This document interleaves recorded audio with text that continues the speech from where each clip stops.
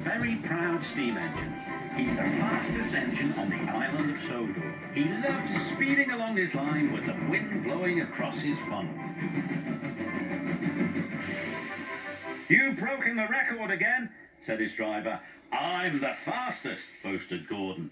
But not all the engines were impressed. "Speed isn't everything," said James smugly. "But being reliable and useful is," said Thomas. "You slow engines will never understand," snorted Gordon, "because you'll never go as fast as me." The Fat Controller arrived with news of a special for Thomas. "I want you to collect the jet engine and take it to the airfield." "What's a jet engine?" asked Percy.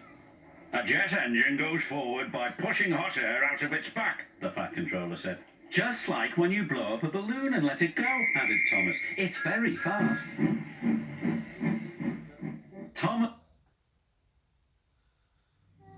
Mavis is a diesel engine who works for the quarry company, shunting trucks and their sidings. She has 6 small wheels hidden by side plates just like Toby's. Mavis is young and full of her own ideas. She loves rearranging things too, and began putting Toby's trucks in different places every day. This made Toby cross. "Trucks," he grumbled, "should be where you want them, when you want them." "Fiddlesticks," said Mavis, and flounced away. Duck is very proud of being Great Western. He talks endlessly about it, but he works hard too, and makes everything go like clockwork. It was a splendid day.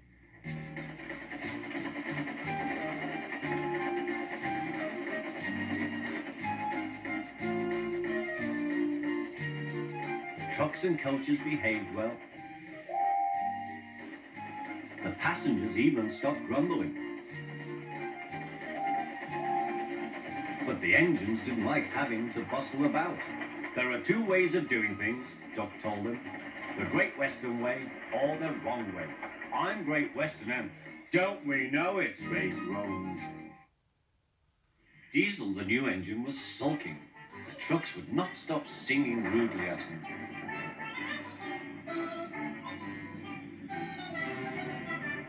Duck was horrified. "Shut up," he ordered, and bumped them hard. "I'm sorry our trucks were rude to you, Diesel." Diesel was still furious. "It's all your fault. You made them laugh at me." "Nonsense," said Henry. "Duck would never do that. We engines have our differences, but we never talk about them to the trucks." "That would be disgraceful," said Gordon. "Disgusting," put in James. "Despicable," finished Henry. Duck, the Great Western engine, puffed sadly to Edward's station.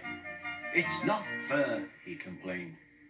"Diesel has been telling lies about me and made the Fat Controller and all the engines think I'm horrid." Edward smiled.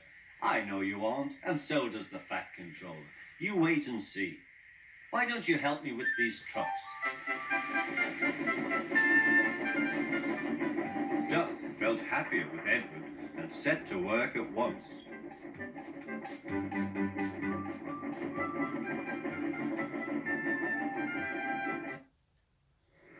One winter's night, when the cold wind blew, the engines found it hard to sleep. "What we need," suggested Toby, "is to listen to a story." "A mysterious story," said Percy. "But," added Duck, "it must have a happy ending." "Driver told me a story," said Thomas. So everyone listened.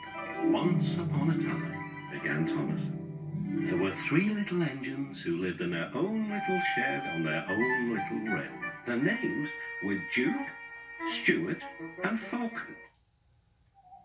It was a beautiful moonlit night on the island of Sodor. The day's work was done, and all the engines puffed safely home."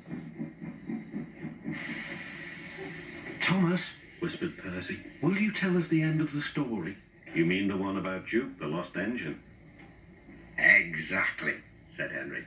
"But," added James, "please remind us of the story so far." So Thomas began, and here is the rest of the story he told. Duke was old and lived with 2 young engines called Stuart and Falcon. They teased Duke and called him Grandpa, but they were happy together.